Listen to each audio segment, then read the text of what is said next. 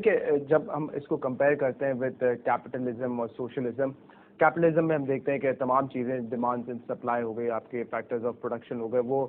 Market forces driven ہوتے ہیں، جبکہ سوشلزم میں دے آل سپورٹڈ بائی دی گورنمنٹ۔ کس طریقے سے آپ دیکھتے ہیں کہ یہ اسلامک بیس سسٹم جو ہے ان سے مختلف ہے؟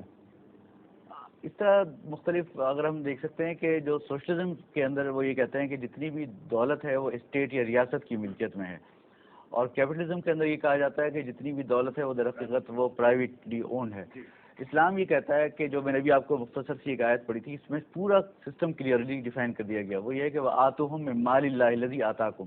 کہ تم اس مال میں سے جو کہ اللہ تعالیٰ نے تم کو دیا ہے اس میں سے تم دوسروں کو دو۔ تو اس میں یہ بات ایک تو بتا دی کہ درخت اونرشپ بنیادی طور پہ اللہ تعالیٰ کی ہے، تو یہاں سے سوشلزم والوں کا جو فلاسفی تھی وہ ایریڈیکیٹ ہو گئی، وہ ختم ہو گئی، کیونکہ وہ یہ کہتے ہیں اسٹیٹ مالک ہے۔ دوسری بات یہ کہ اللہ تعالیٰ نے یہ بھی فرما دیا کہ وہ مال اللہ تعالیٰ نے تم کو دے دیا ہے، اس کا مطلب ہے کہ اونرشپ تمہارے پاس آ گئی ہے۔ تو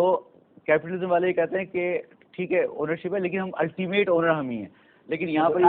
انکنڈیشنل اونرشپ، اسلام یہ کہتا ہے کہ بھائی جب تک کہ تمہاری زندگی ہے اس وقت تک تم امانت دار ہو اور ان کنڈیشنز کے ساتھ امانت دار ہو۔ دوسری بات یہ کہ ان کے اندر جیسے آپ نے ذکر کیا کہ یہ جو مارکیٹ فورسز ہیں، ڈیمانڈ اینڈ سپلائی ہیں، ان کو بالکل کھلا اور آزاد چھوڑ دیا جاتا ہے، جیسے کہ لیسے فیئر کا جو کانسیپٹ ہے کہ تمام کے تمام جو ہے وہ اس کو مارکیٹ کو بالکل کھلا چھوڑ دو۔ تو اسلام یہ کہتا ہے کہ مارکیٹ کو کھلا تو چھوڑنا چاہیے، ٹھیک ہے، اور ڈیمانڈ اینڈ سپلائی کی جو قوانین ہیں ان کو نافذ کرنا چاہیے، لیکن ٹو اے سرٹن ایکسٹینٹ، ایک خاص حد تک، جہاں پر مثال کے طور پہ بعض چیزیں ایسی ہیں جس کے اندر اللہ تعالیٰ نے اس کی ممانعت قرار دی ہے کہ ہر چیز جس کی ڈیمانڈ ہو ضروری نہیں کہ اس کو پورا کیا جائے۔ جہاں پر اللہ تعالیٰ کی طرف سے لمیٹیشنز ہوں، جہاں پر اللہ تعالیٰ نے منع فرمایا کہ یہ ٹرانزیکشن نہیں کر سکتے، تو ہم وہ ٹرانزیکشن چاہے اس کی کتنی ہی ڈیمانڈ ہو جائے ہم وہ نہیں کر سکتے۔ مثال کے طور پر پورک کا استعمال یا لیکر یا شراب کا استعمال، تو یہ جائز نہیں ہے شریعت میں، تو اگر چاہے اس کی کتنی ڈیمانڈ پیدا ہو جائے لیکن ہم اس کو سپلائی نہیں کر سکتے کیونکہ شریعت میں یہاں پہ منع کیا گیا۔ اسی طرح ربا ہے، اس طرح قمار ہے اور دوسری چیزیں کہ جس کی پاکستان کے ایگزامپل پہ اگر ہم نے we have a mixed economy جہاں پہ گورنمنٹ اون بھی ہے، پرائیویٹلی اون بھی ہے، اس میں کس طرح یہ بیٹھتا ہے سسٹم؟ یہاں پر پاکستان کے اندر وہ چیزیں کہ بنیادی طور پہ جیسے پورک اور لیکر وغیرہ تو یہ چیزیں نہیں ہیں، لیکن سب سے بڑا ایلیمنٹ جو ہے وہ ربا کا ہے،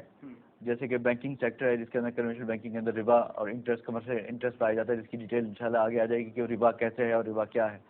دوسری بات یہ کہ جو موجودہ انشورنس سسٹم ہے وہ بھی ایک در حقیقت میسر کے اوپر مبنی ہے، یا ہمارا جو اسٹاک مارکیٹ کے اندر ایک کافی بڑا کاروبار ہے وہ بہت سی اس کی ٹرانزیکشنیں غلط ہوتی ہیں، تو یہ سب چیزیں در حقیقت ہمارے معاملات سے متعلق ہے جس کو ہمیں صحیح اسلامی بنیادوں کے مطابق